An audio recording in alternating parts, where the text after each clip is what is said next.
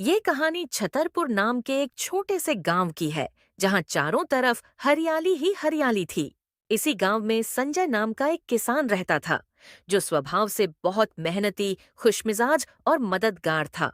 संजय के परिवार में संजय के साथ उसकी धर्मपत्नी सरला रहती थी, जो संजय की हर काम में मदद करती थी।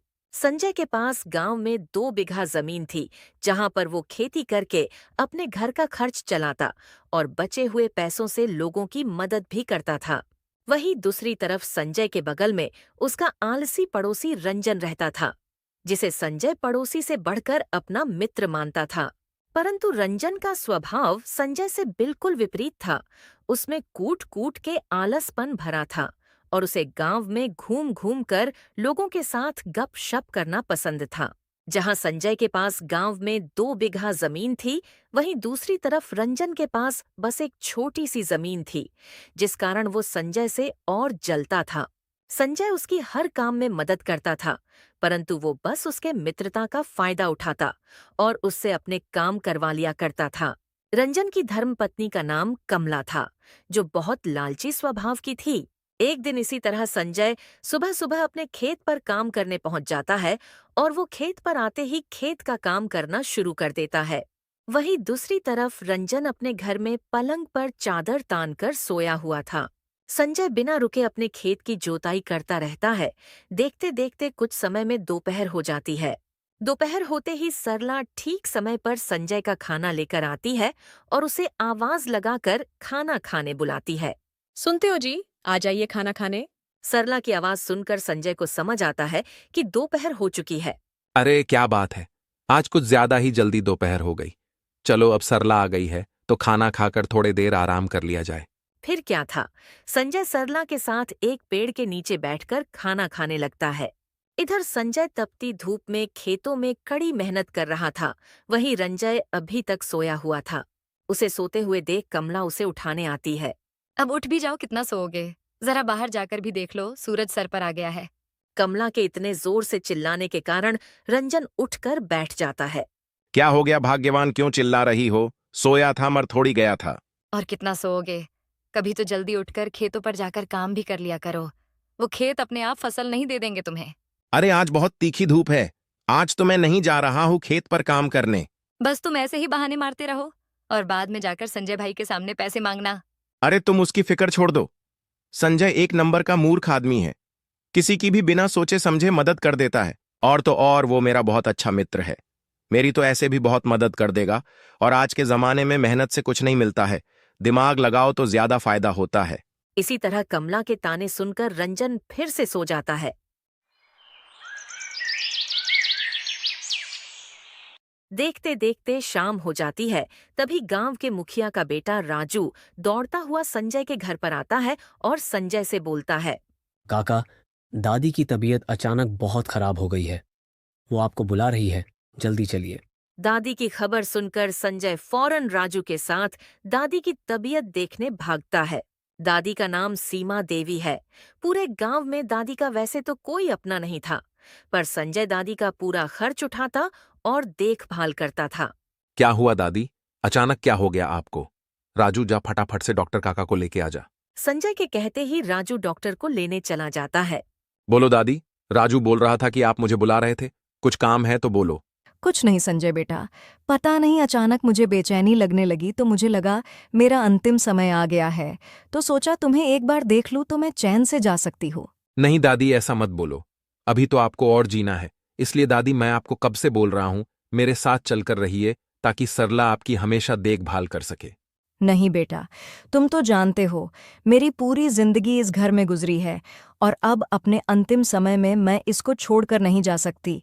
इसलिए मैं चाहती हूँ कि मेरे जिंदगी की आखिर सांस इसी घर में निकले।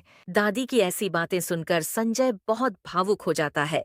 तभी पीछे से डॉक्टर आ जाता है और दादी की तबीयत देखने लगता है। क्या हुआ डॉक्टर साहब, दादी को क्या हुआ है? सब ठीक तो है ना? हाँ संजय, सब ठीक है।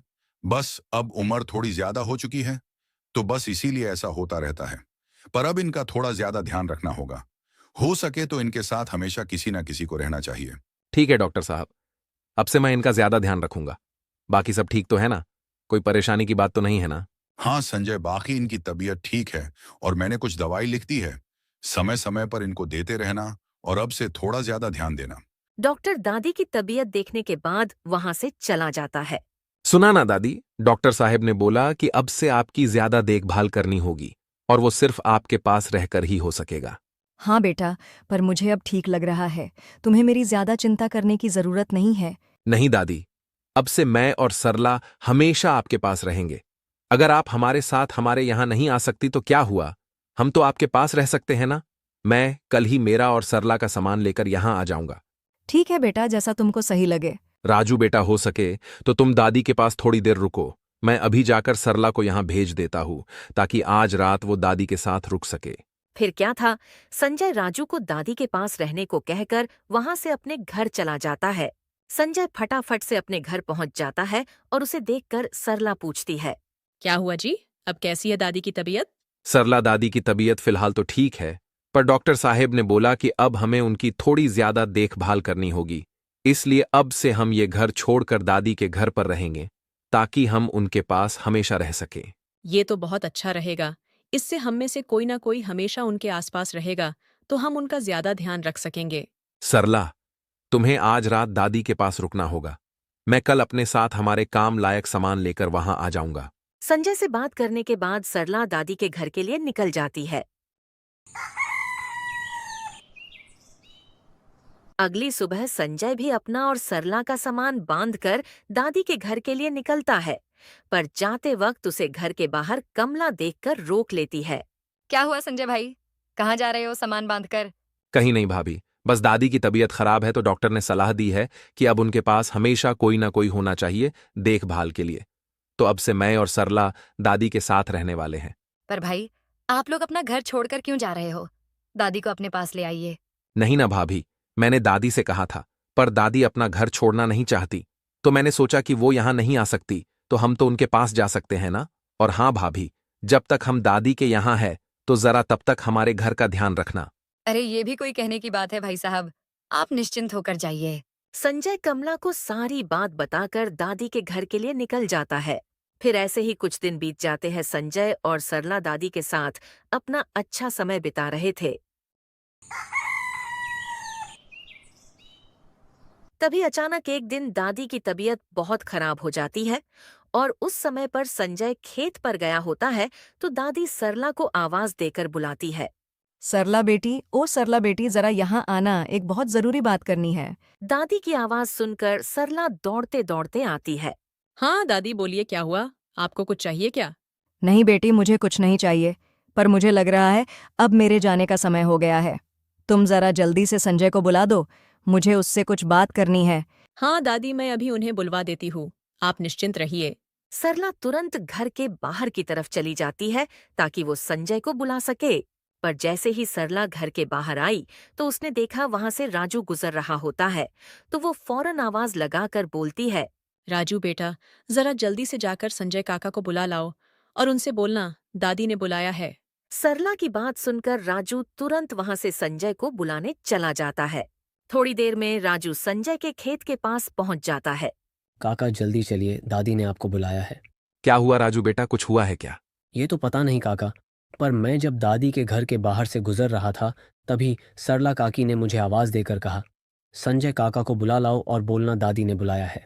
अच्छा ठीक है, तो राजू बेटा तुम भी मेरे साथ चलो। क्या पता डॉक्टर साहब को बुलाना पड़ा तो तुम वहीं से चले जाना। फिर क्या था, संजय अपना सब काम छोड़कर राजू को अपने साथ लेकर दादी के घर की ओर चल देता है। कुछ देर में संजय दादी के घर पहुंचकर दादी से बोलता है। क्या हुआ दादी, आपने मुझे बुलाया? बोलिए, मुझसे कुछ काम था क्या? हाँ बेटा, मुझे ऐसा लग रहा है कि मेरा अंतिम समय आ गया है, तो मुझे तुझे कुछ बताना था जो मैंने आज तक किसी को नहीं बताया है। नहीं दादी, ऐसा मत बोलिए, अभी तो आपको और जीना है। दादी की ऐसी बातें सुनकर संजय फौरन राजू को डॉक्टर साहब को जाकर लेकर आने बोलता है। राजू बेटा जल्दी से जाओ और डॉक्टर काका को लेकर आओ।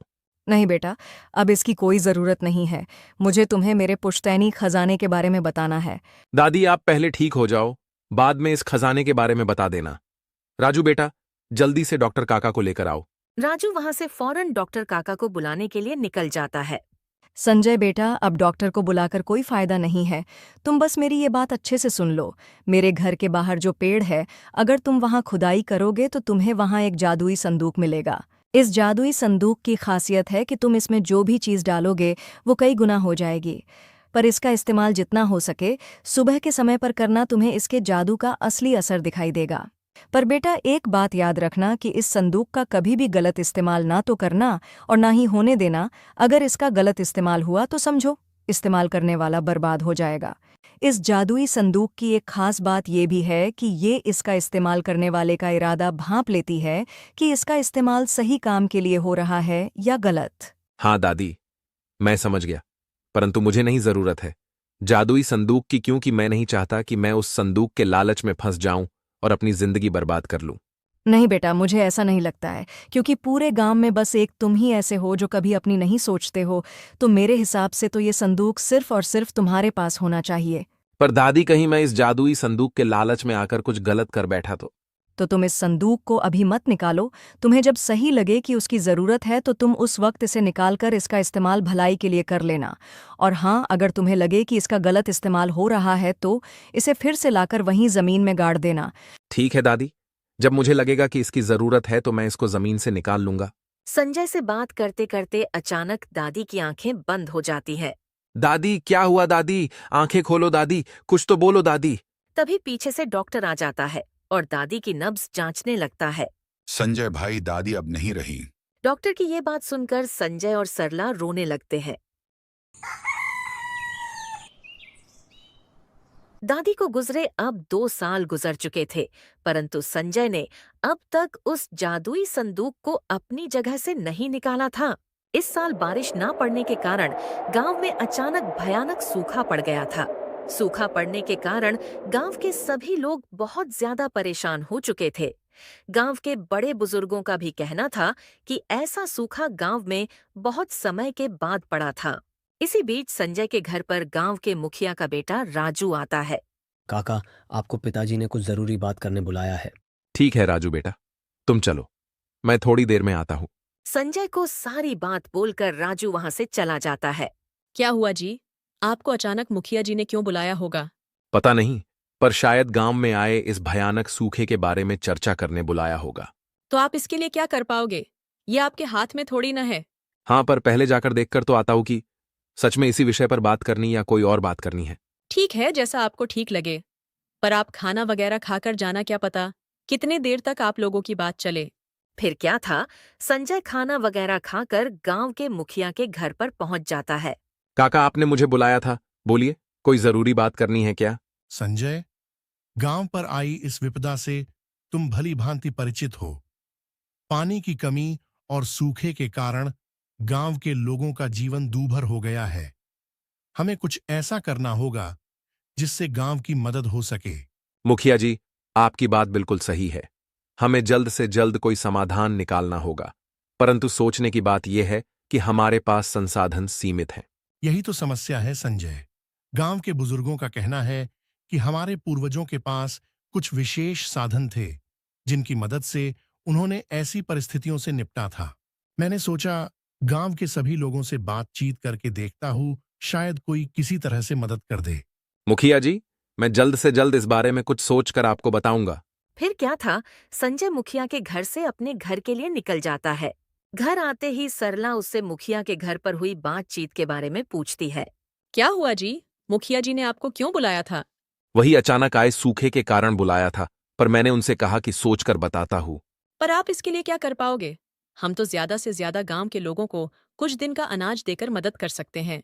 सरला, मेरे पास है एक चीज जिससे मैं पूरे गांव वालों की मदद कर सकता हूं, पर उसका इस्तेमाल हमें सोच समझ कर करना होगा। क्या कहा? आप किस तरह से करोगे सभी गांव वालों की मदद? सरला दादी ने गुजरने से पहले मुझे एक जादुई संदूक के बारे में बताया था, जिसमें अगर हम कोई भी चीज डाले तो वो कई गुना हो जाती है। संजय से जादुई संदूक वाली बात सुनकर सरला तो चौंक जाती है। क्या कहा जादुई संदूक? पर आपने मुझे इसके बारे में पहले क्यों नहीं बताया? वो इसलिए क्योंकि दादी ने मुझे सावधान भी किया था कि इस जादुई संदूक में इतनी ताकत है कि इसमें डाली गई किसी भी चीज को ये कई गुना कर सकता है। पर अगर इसकी लालच में आकर इसका गलत इस्तेमाल किया गया तो ये संदूक उसको बर्बाद भी कर सकता है। इसलिए मैंने सोचा कि जब मैं अपने निजी जिंदगी में बहुत खुश था तो मैंने आज तक उसके बारे में कभी सोचा भी नहीं था, पर अब हम इसका इस्तेमाल गांव वालों की सहायता के लिए कर सकते हैं। ये तो बहुत अच्छा रहेगा। आप जाइए और उस जादुई संदूक को ले आइए। संजय तुरंत अपने घर से निकल जाता है और दादी के घर के पास वाले पेड़ के पास खुदाई का काम शुरू कर देता है। खोदते खोदते थोड़ी देर बाद उसको वो जादुई संदूक मिल जाता है। चलो अब इसे लेकर घर चलता हूं और फिर देखता हूं इसका चमत्कार। संजय उस जादुई संदूक को लाकर अपने घर के बिस्तर पर रख देता है। सरला, ये रहा वो जादुई संदूक। बताओ सबसे पहले इसमें क्या डालकर देखे। अब इस मौके पर हम गांव वालों को अनाज देकर ही मदद कर सकते हैं, तो सबसे पहले इसमें हमें गेहूं का दाना डालकर देखना चाहिए। ठीक है सरला, जाओ और जाकर गेहूं का दाना लेकर आओ। सरला तुरंत रसोई में जाकर गेहूं का दाना लाकर उस जादुई संदूक में डाल देती है। देखते ही देखते पूरा संदूक गेहूं के दानों से भर जाता है। संदूक का ये जादू देखकर तो दोनों पति पत्नी हैरान हो जाते हैं और इसका इस्तेमाल गांव के लोगों के लिए करने का निश्चित करते हैं। क्या बात है, ये तो कमाल का संदूक है। इससे तो हम पूरे गांव वालों को आराम से मदद कर सकते हैं। हाँ सरला, पर याद रहे कि ये बात फिलहाल सिर्फ हम दोनों के बीच में रहनी चाहिए, ताकि इसका कोई गलत इस्तेमाल ना कर ले।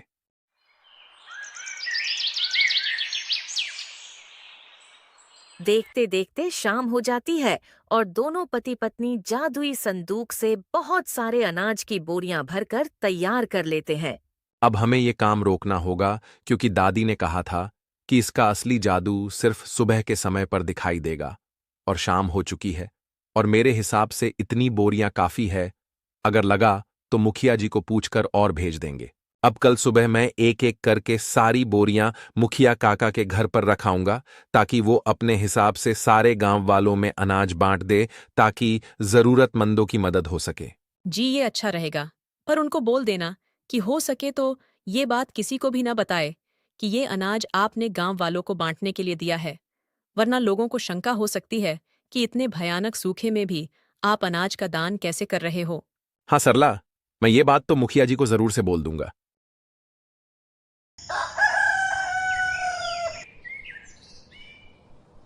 अगली सुबह जब संजय अनाज की बोरी लेकर मुखिया काका के घर के लिए निकलता है, उसी वक्त कमला उसे देख लेती है और पूछती है। क्या हुआ संजय भाई, अब सुबह सुबह ये बोरी लेकर किस तरफ चल पड़े? कमला का ये सवाल सुनकर संजय थोड़ा हिचकिचा जाता है और सोचने लगता है। अगर मैंने कमला भाभी को बता दिया कि मैं अनाज की बोरी लेकर जा रहा हूं और वो भी मुखिया जी को देने, ताकि वो जरूरतमंदों को दे सके, तो वो पक्का इस बात तो रंजन को बता देंगी, और अगर ये बात फैल गई तो जादुई संदूक को चुराने का खतरा हो सकता है। अभी के लिए भाभी को झूठ बोल देता हूं। कहीं नहीं भाभी, वो पिछले महीने मैंने मुखिया जी से कुछ अनाज लिया था, तो बस वही लौटाने जा रहा हूं।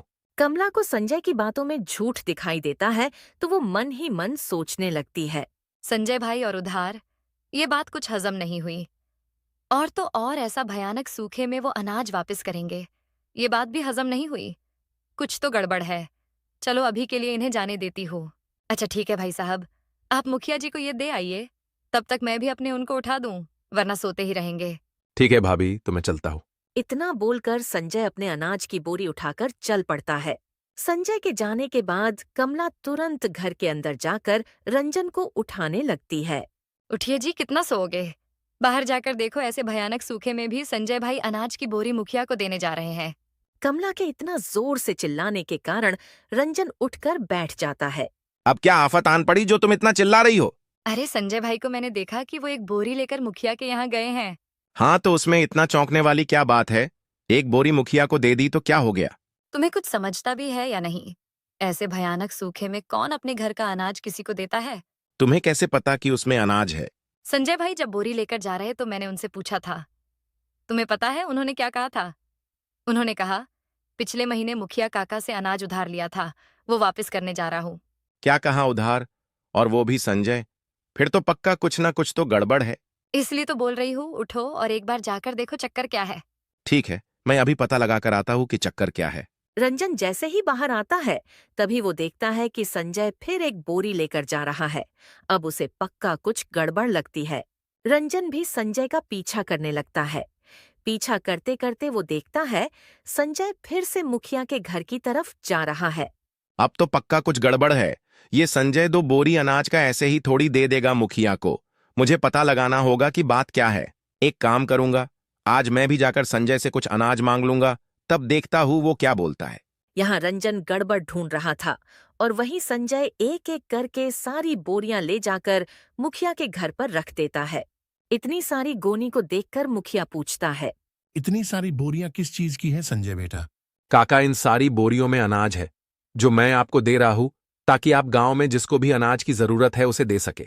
बेटा, पर इतनी सारी अनाज की बोरियां तुम कहां से लेकर आए हो? काका, ये सारी मेरे घर की बोरियां हैं।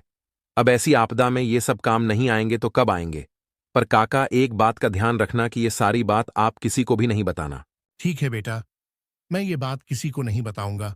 और हाँ बेटा, इतना सब करने के लिए भगवान तुम्हें सदा खुश रखे। मुखिया काका, अभी 1-2 बोरियां और है, मैं थोड़ी देर में लेकर आता हूं। फिर क्या था, संजय बची हुई बोरियां लाने अपने घर के लिए निकल जाता है।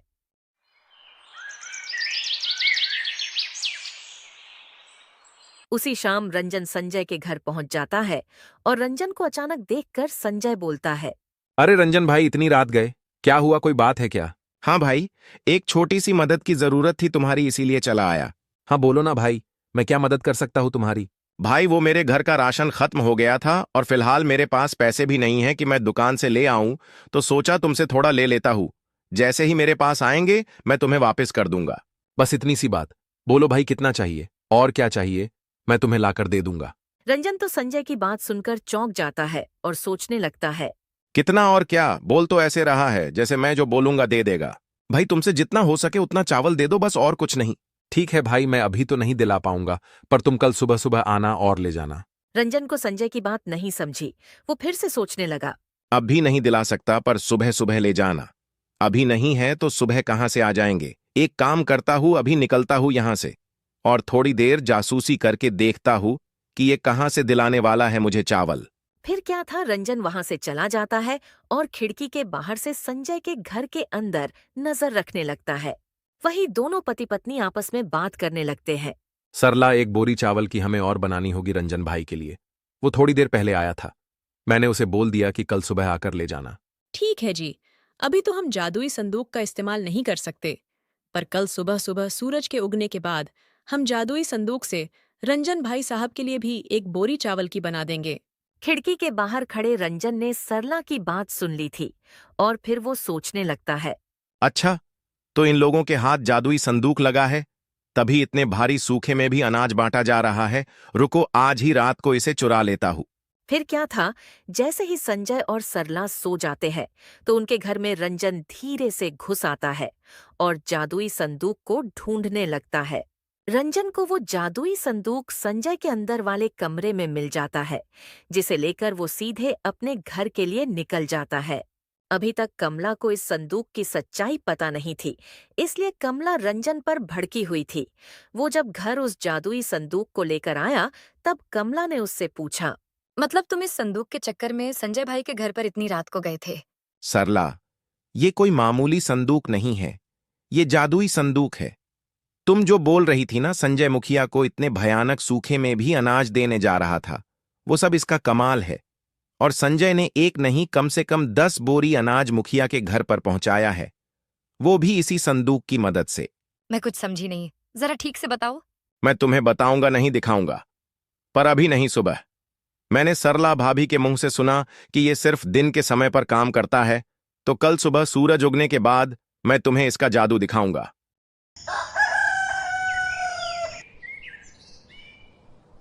अगली सुबह संजय और सरला सुबह उठकर जब संदूक की मदद से रंजन के लिए चावल की बोरी तैयार करने जाते हैं, तो देखते हैं कि जादुई संदूक गायब है। ये देखकर दोनों परेशान हो जाते हैं। ये क्या हो गया? कल रात तक तो संदूक यही था। सरला, तुमने कहीं और रख दिया क्या? नहीं जी, मैंने भी कल रात को उसे यही देखा था।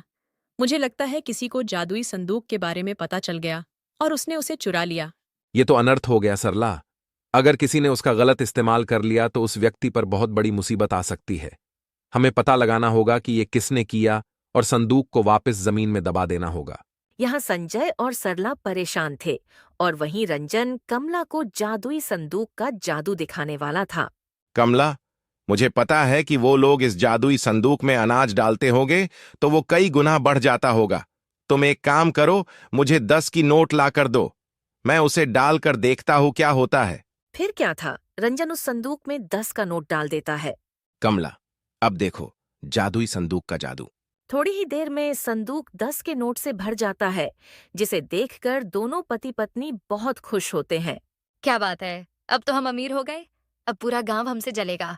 हाँ कमला, हाँ, अब तो मुझे काम भी नहीं करना पड़ेगा, बस रोज इसमें एक नोट डालो और बहुत सारे नोट निकालो। अभी दोनों खुश हो ही रहे थे कि जादुई संदूक लाल होना शुरू हो जाता है, क्योंकि उसने रंजन के लालच को भांप लिया था। तभी पूरे पैसे में आग लग जाती है। देखते देखते आग पूरे घर में फैल जाती है। आग को देख रंजन और कमला घर के बाहर आ जाते और रोने लगते हैं। वही बगल वाले घर से संजय और सरला भी जादुई संदूक की खोज के लिए बाहर आते और देखते हैं कि रंजन का पूरा घर आग की लपटों से घिर गया है।